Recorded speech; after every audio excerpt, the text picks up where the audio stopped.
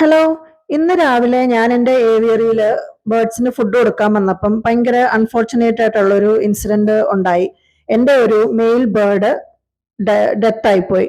അപ്പം ഇത് എഗ്ഗൊക്കെ ലേ ചെയ്ത് അവര് രണ്ട് കുഞ്ഞുങ്ങളൊക്കെ ആയിട്ട് ഇരുന്ന ആ കൂട്ടത്തിൽ ഒരു മെയിൽ ബേർഡാണ് ചത്തുപോയത്. അതിനെ ഞാൻ എൻ്റെ ഗാർഡനിൽ തന്നെ കുഴിച്ചിട്ടു.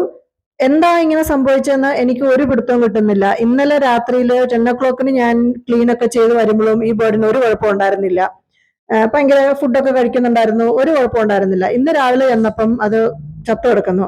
ഇനിയും വല്ലോ പല്ലിയോ വല്ലോ ഒക്കെ പിടിച്ചാണെന്ന് അറിയത്തില്ല. എനിവേ, ഇങ്ങനെ ഒരു സംഭവം നമ്മുടെ ഏവിയറിയിൽ ഉണ്ടായാല്, ഇങ്ങനെ ബ്രീഡിങ്ങിനായിട്ട് ഇരിക്കുന്ന കേജുകളിൽ ആരെങ്കിലും പേരിൽ ആരെങ്കിലും ഒരാള് ഡെഡ് ആയി പോയാൽ എന്ത് ചെയ്യണം എന്നുള്ളതിന്റെ ആണ് ഞാൻ ഇന്ന് നിങ്ങളോട് ഷെയർ ചെയ്യുന്നത്.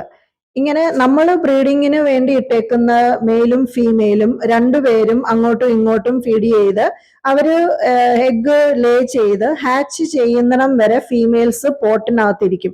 ഇടയ്ക്കിടയ്ക്ക് പുറത്തു വരുമെങ്കിലും അവർ മോസ്റ്റ് ഓഫ് ദ ടൈം ആ എഗ്സിന്റെ മുകളിൽ അടയിരിക്കുമായിരിക്കും ചെയ്യുന്നത്.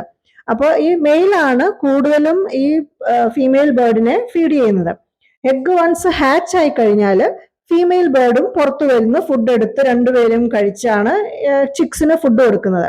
അങ്ങനെ ഇരിക്കുമ്പോൾ ഇപ്പം ഫീമെയിൽ ബേർഡ് മരിച്ചു പോവുകയാണെങ്കിൽ എന്ത് ചെയ്യണമെന്ന് വെച്ചാൽ, ഒന്നും ചെയ്യാനായിട്ട് നമുക്ക് ഈ മെയിൽ ബേർഡ് നമ്മൾ ഈ കുഞ്ഞുങ്ങളെ നോക്കുമെന്ന് നമുക്ക് വിശ്വസിക്കാൻ പറ്റത്തില്ല. കാരണം അങ്ങനെ നമ്മൾ വിശ്വസിച്ചുകൊണ്ടിരുന്നാൽ ചിലപ്പം ഈ മെയിൽ ബേർഡ് മോസ്റ്റ്ലി നോക്കത്തില്ലായിരിക്കും. നോക്കുകയോ ഇല്ലയോ അറിയത്തില്ല. നമുക്കങ്ങനെ ചാൻസ് എടുക്കാൻ പറ്റത്തില്ലല്ലോ. കാരണം നോക്കിയില്ല അവർ കുത്തിക്കൊല്ലോ എല്ലാം ചെയ്തെങ്കിലോ. അതുകൊണ്ട് അതിനെക്കാട്ടിലും ബെറ്റർ മെയിൽ ബേർഡിനെ അതിനകത്തുനിന്ന് മാറ്റി ഫ്രീ ഫ്ലൈറ്റ് കേജിൽ തൽക്കാലത്തേക്ക് വിടുക. എഗ്സ് നല്ല പറ്റിയ ഒരു പേരന്റ് എഗ്ഗ് ലേ ചെയ്തിരിക്കുന്ന അല്ലെങ്കിൽ ചിക്സ് ഒക്കെ ആയിട്ടിരിക്കുന്ന ഒരു പേരന്റ് പോട്ട് ഉണ്ടെങ്കിൽ ഫോസ്റ്ററിങ് മെത്തേഡ് നമുക്ക് ചെയ്യാം. ഇല്ലെങ്കിൽ വലുതായ ചിക്സ് ആണെങ്കിൽ നമുക്ക് ഹാൻഡ് ഫീഡിങ്ങിന് എടുക്കുകയും ചെയ്യാം. ഇപ്പം നമ്മള് മെയിൽ ബേർഡ് മരിച്ചു പോകുന്നതെങ്കിൽ നമ്മുടെ ഫീമെയില് ഈ കുഞ്ഞുങ്ങളെ നോക്കിക്കോളും. അവർക്ക് ഇച്ചിരി ടയേർഡൊക്കെ ആകും. നമ്മൾ അവർക്ക് പ്രോപ്പർ ആയിട്ടുള്ള ഫുഡും നല്ല ക്ലീൻ വെള്ളവും എക്സ്ട്രാ ഇങ്ങനെ ഫുഡൊക്കെ കറക്റ്റ് ഇച്ചിരി അടുത്തൊക്കെ വെച്ച് കൊടുത്താൽ അവര് ഫുഡ് അവരുടെ ഇതുപോലെ അവർ ഫുഡ് കഴിച്ച് പിള്ളേരെയൊക്കെ നന്നായിട്ട് അവർ നോക്കിക്കോളും. അല്ല നമുക്ക് ഇച്ചിരി വേണമെങ്കിൽ അവരുടെ ആ ഒരു വർക്ക് ലോഡ് കുറയ്ക്കാൻ പറ്റും. എങ്ങനെയാന്ന് വെച്ചാൽ ഈ സെയിം ഫോസ്റ്ററിങ് മെത്തേഡ് നമുക്ക് ചെയ്യാം. നമ്മൾ ഇതുപോലെ 2-3 ചിക്സിനെ എടുത്ത് ഇതുപോലെ ഫോസ്റ്റർ പേരന്റിന്റെ കൂടെ ഏതെങ്കിലും ഒരു പോട്ടിൽ മുട്ടയൊക്കെ ഇട്ടിരിക്കുന്ന കുഞ്ഞുങ്ങളൊക്കെ ആയിട്ടുള്ള പോട്ടുകളിൽ ഈ കുഞ്ഞുങ്ങളെ നമുക്ക് വെച്ചു കൊടുക്കാം. അവരറിയാണ്ട് വേണം ഇതൊക്കെ വെച്ചു കൊടുക്കാനായിട്ട്. മോസ്റ്റ്ലി നൈറ്റ് ടൈമിലൊക്കെ ഇങ്ങനെ വെക്കുവാണെങ്കിൽ അവര് കൂടുതലും ശ്രദ്ധിക്കാതെ വേണം ഇതൊക്കെ ചെയ്യാനായിട്ട്. അല്ലെങ്കിൽ അവർ അതിനെയൊക്കെ കുത്തിക്കൊല്ലും. ഇല്ലെങ്കിൽ നമുക്ക് ഹാൻഡ് ഫീഡിങ്ങിന് എടുക്കാം. അപ്പം മദറിന്റെ വർക്ക് ലോഡ് ഇച്ചിരി കുറയ്ക്കാൻ പറ്റും. അങ്ങനെ നമുക്ക് എല്ലാ ചിക്സിനും നമുക്ക് രക്ഷപ്പെടുത്തി എടുക്കാൻ പറ്റും. എൻ്റെ പോട്ടില് ഇതാണ് ആ ഫീമെയിൽ ബേർഡ് മുട്ടയൊക്കെ ഇരിക്കുമായിരുന്നു. ഞാനപ്പം പോട്ടൊക്കെ എടുത്ത് ചെക്ക് ചെയ്ത് നോക്കിയപ്പോൾ മുട്ടയൊക്കെ പൊട്ടി ഇരിക്കുവാണ്. അതിനകത്തില് പിള്ളേരൊന്നുമില്ല. 2 കുഞ്ഞുങ്ങളുണ്ടായിരുന്നത് രണ്ടും ചത്തുപോയി. ഇനിയും ഇവർ തമ്മിൽ വഴക്കുണ്ടായതാണോ അതോ വല്ല പല്ലിയോ വല്ലതും കയറി അറ്റാക്ക് ചെയ്തതാണോ ഒന്നും അറിയത്തില്ല. ഏതായാലും എനിക്ക് പ്രത്യേകിച്ച് ഒന്നും ചെയ്യാൻ പറ്റത്തില്ല. വല്ല അസുഖമായിട്ട് ചത്തുപോയതാണോ ഒന്നും അറിയത്തില്ല.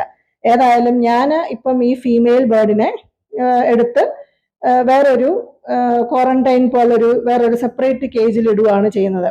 അത് കഴിഞ്ഞിട്ട് ഇതിന് ഒരു ആന്റിബയോട്ടിക്കിന്റെ നമ്മൾ ടെട്രാസൈക്ലിന്റെ ഒരു ഡോസ്, ജസ്റ്റ് ഒരു ഡോസ് കൊടുക്കും. ഇതിന്റെ മേത്ത് ഞാൻ പിടിച്ചു നോക്കുകയൊക്കെ ചെയ്തു. കടിച്ചതിന്റെയോ വഴക്കുണ്ടാക്കിയതിന്റെയോ ഒന്നും ഒരു പാടോ ഒന്നുമില്ല. നമ്മൾ പേനോ ഒക്കെ നോക്കി എന്തെങ്കിലും ഉണ്ടോന്ന് ഒന്നുമില്ല.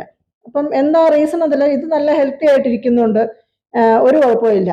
ഇനിയും അറിയത്തില്ല എന്ത് സംഭവിച്ചാണെന്ന്. ഇനിയിപ്പം അത് വിഷമിച്ചിരിക്കാൻ അത് വിഷമിച്ചിട്ട് കാര്യമില്ലല്ലോ. ഇനിയും അതിന്റെ ഫുഡും വെള്ളവും എല്ലാം ഇതിന്റെ കേജിൽ വെച്ച് കൊടുത്ത് ഇനി മറ്റേ ആ കേജ് എന്ത് ചെയ്യണമെന്ന് വെച്ചാൽ, ഞാൻ സാധാരണ ചെയ്യുന്നത് നമ്മൾ നോർമൽ വെള്ളവും സോപ്പും ഒക്കെ ഇട്ട് നല്ല ഫുള്ളായിട്ട് അതൊന്ന് വാഷ് ചെയ്യും ഇവര് ഇരുന്ന കേജ്. കാരണം എനിക്കറിയത്തില്ലല്ലോ ഇത് എന്ത് റീസൺ കൊണ്ടാണ് മരിച്ചത്. ഇനിയും വല്ല ഇൻഫെക്ഷൻ ആയി പോയതാണോ, വല്ല പനിയോ അല്ലെങ്കിൽ എന്താ വന്നതെന്ന് അറിയത്തില്ല.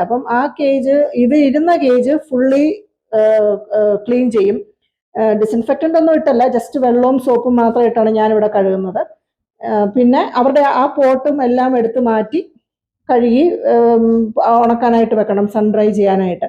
ഇപ്പോൾ തൽക്കാലത്തേക്ക് ഈ ഫീമെയിൽ ബേർഡിനെ ഒന്നിനും നമ്മൾ ഇടുകയല്ല. നമ്മളൊരു 1 വീക്കൊക്കെ ഞാൻ നോക്കും താഴെ വെച്ച്. എന്തോ പറ്റിയെന്ന് നമുക്കറിയത്തില്ലല്ലോ. ഇതിന് ഇനി എന്തെങ്കിലും കുഴപ്പമുണ്ടോ എന്ന് അറിയത്തില്ല, എന്തെങ്കിലും അസുഖം വരുമോ, എന്തോ സംഭവിച്ചെന്ന് അറിയത്തില്ല. അപ്പം അതിനെ ആദ്യം ഒന്ന് വാച്ച് ചെയ്ത് അതിന് വേണ്ടിയ പ്രിക്കോഷൻ മരുന്നുകളൊക്കെ നോക്കി ഇതിനെ വാച്ച് ചെയ്തിട്ട് നെക്സ്റ്റ് അടുത്ത് കിടക്കുന്ന കേജിലെ ബേർഡിനെ കൂടെ നോക്കണമല്ലോ, ഇത് അടുത്ത് കിടന്ന എന്തോ സംഭവിച്ചെന്ന് അറിയാത്തതുകൊണ്ട്. അപ്പോൾ ഈ ബേർഡിനെ ഞാൻ താഴെ എൻ്റെ ഒരു എമർജൻസി കെയർ സെറ്റപ്പ് ഒക്കെ ഞാൻ ചെയ്തിട്ടുണ്ട് എൻ്റെ റൂമിൽ. അപ്പോൾ അതിനെ അവിടെ കൊണ്ടുവച്ച് 2-3 ദിവസമൊക്കെ നോക്കി വാച്ച് ചെയ്ത് വെച്ച് നമ്മൾ തിരിച്ച് ഏവിയറിയിൽ കൊണ്ട് വിടും. ഇത് ഞാൻ എൻ്റെ ഹാൻഡ് ഫീഡിങ് ചിക്സിനെയും ബേർഡിനെയൊക്കെ ഇവിടാണ് ഞാൻ വെക്കുന്നത്. അപ്പോൾ അടുത്തൊരു ഇൻഫോർമേറ്റീവ് വീഡിയോ ആയിട്ട് വീണ്ടും വരുന്നിടം വരെ ബൈ.